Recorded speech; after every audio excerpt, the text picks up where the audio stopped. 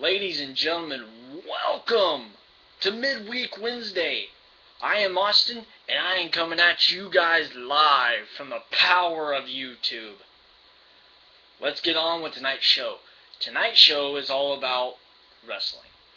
There were no questions asked, so I can't do questions again. But if you want to send me a question, I will answer it live on the show. All you gotta do is put a question in the comments, and I will shout your name out and answer it on this show or on Vlog Weekly. Now, for Smackdown, WWE is planning to have a 3-on-2 handicap match as a main event for the April 29th edition of Raw. It's going to be in Columbus, Ohio, and the match is supposed to be The Shield versus Ryback and John Cena. I think there will be shenanigans in this match.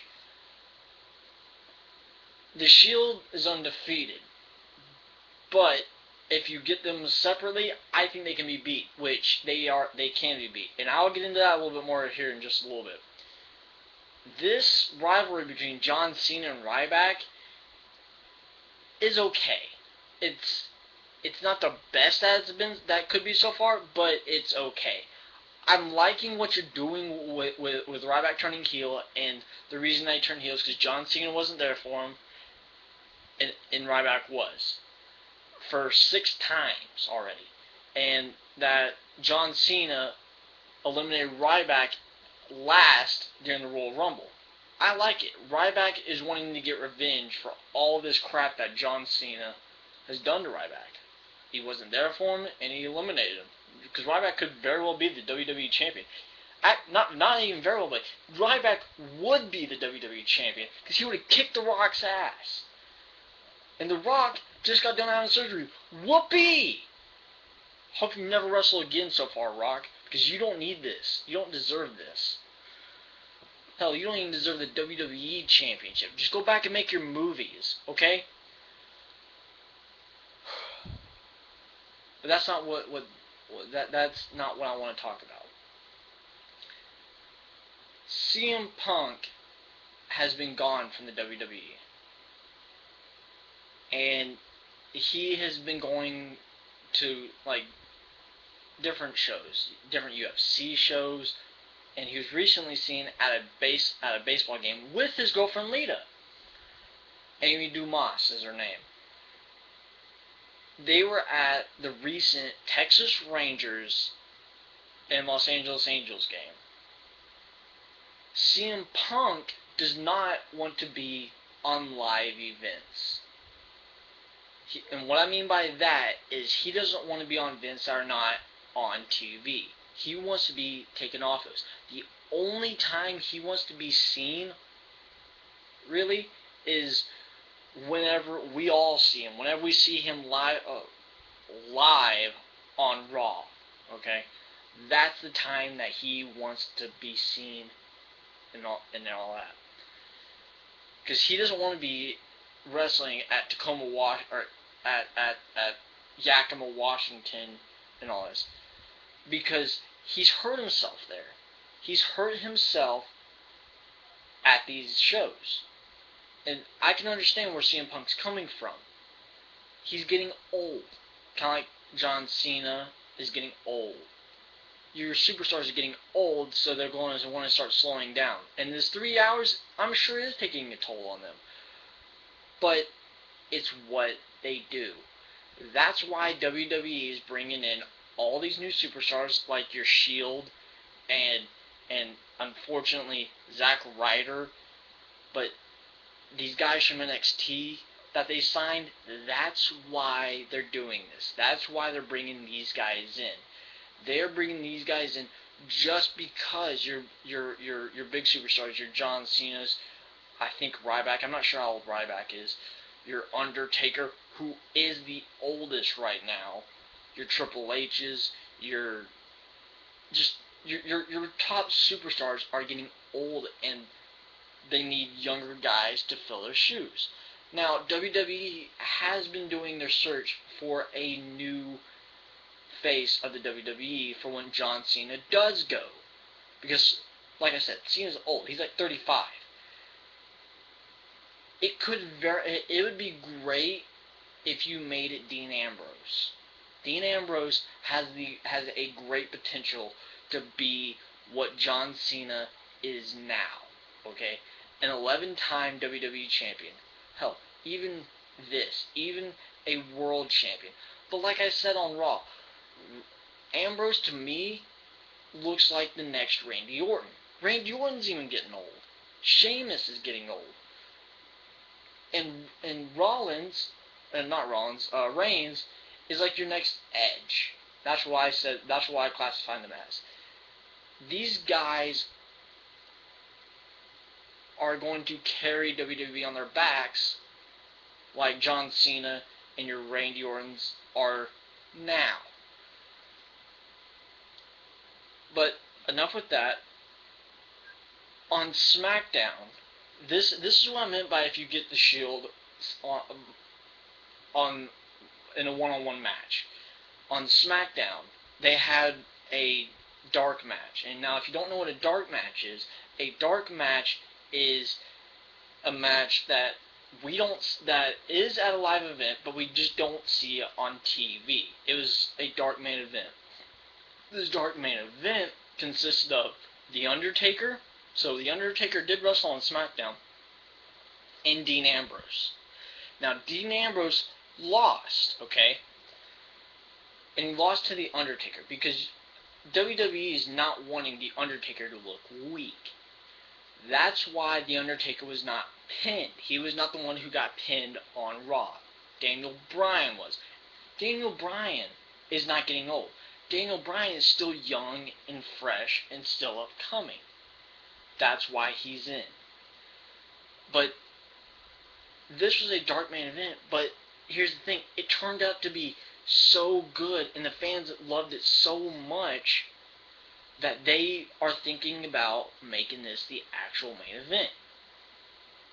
Now, after Undertaker won, you heard Sierra Hotel, India Echo Lima Delta, The Shield. You heard The Shield's theme song, and you saw Rollins and Reigns come out and surround The Undertaker outside the ring.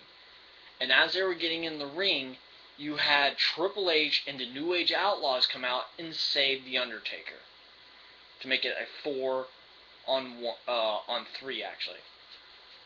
That right there, where Triple H came out with the New Age Outlaws to save Undertaker, that's your dark part. That's what WWE is going to try to make your dark part.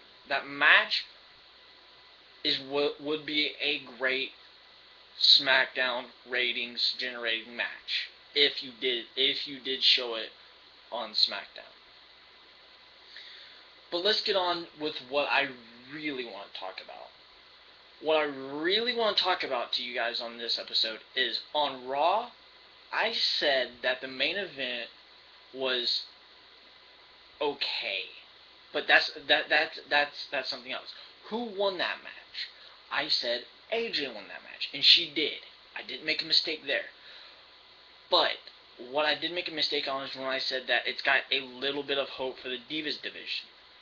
This has a huge hope for the Divas division. But if and only if you do the right things, WWE.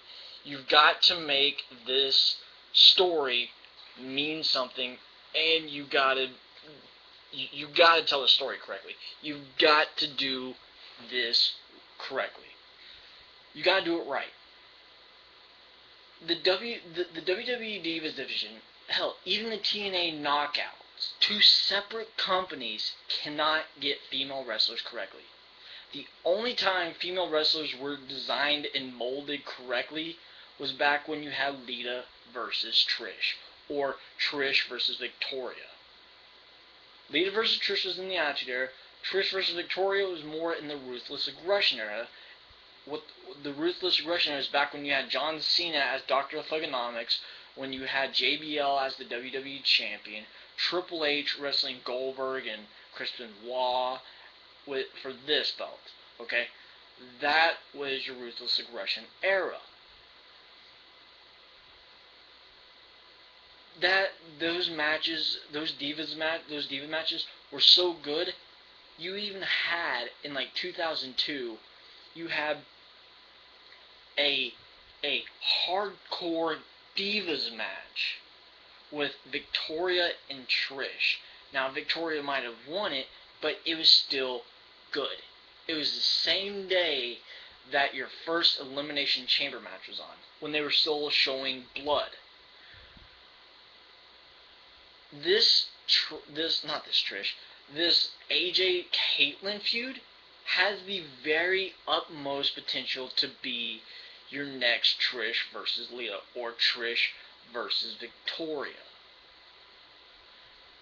But mainly Trish versus Lita, because those were two great divas, two of the hottest divas of the time, which AJ is probably one of the hottest divas in the WWE right now.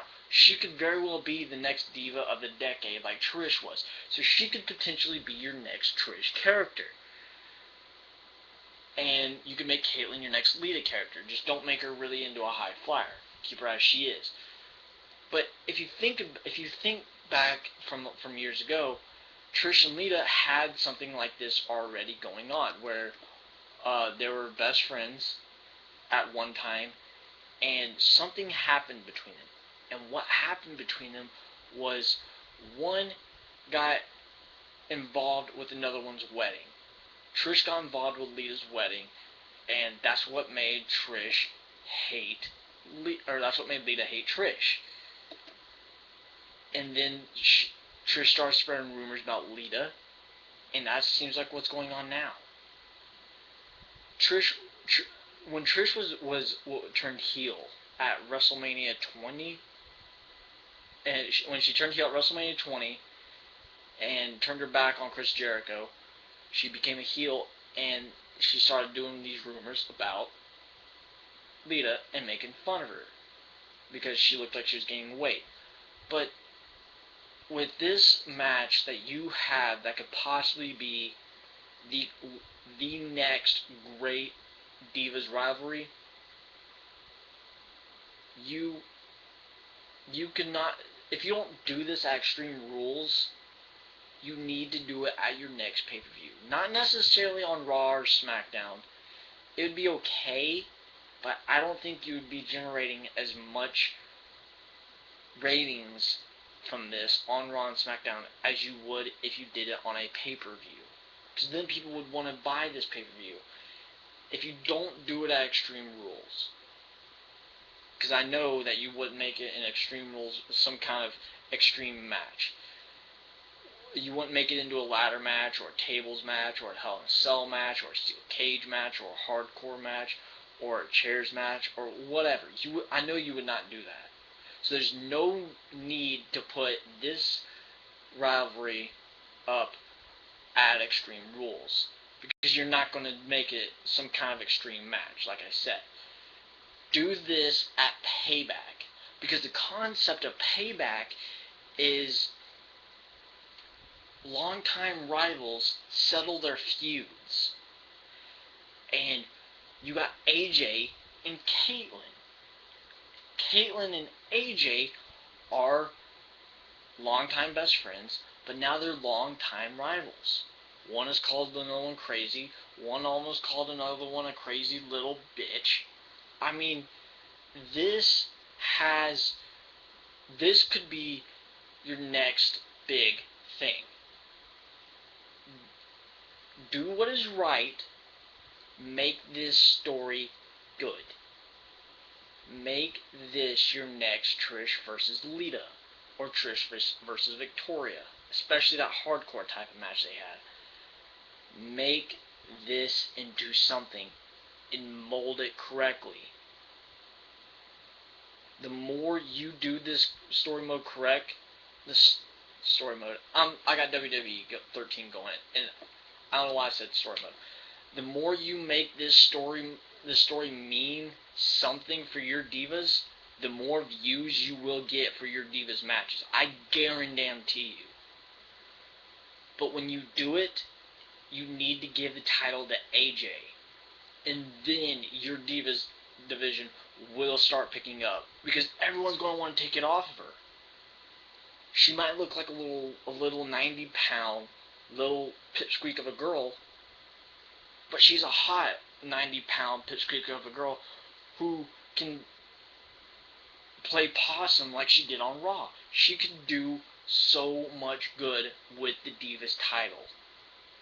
Don't do this match at Extreme Rules because I know you're going to have it as a normal match. Or you're going to do it on your pre-show. Do it at Payback. Your next big new pay-per-view. Kind of like how this is going to be your next big new rivalry. Three of the same things, three of the same things. Next big and new. Next big and new. So, Payback should be the date for AJ Kaitlyn Divas title match. Now, it could if you did it in a normal match, good. But don't make it a 4-minute, 5-minute, 6-minute match. Make this match into double-digit time limits. Make it like a 30-minute match or a 15-minute match. Because your Divas matches these days are like 7 minutes or 4 minutes, and they're not really that good. But when you made this into a main event, if you're going to start making your Divas into main events, you actually need to do something with them, and that's give the title to AJ. Have AJ be like a CM Punk. Have her hold it for like a year plus, and have it the Divas title mean something like your women's title did for years and years and years. Okay?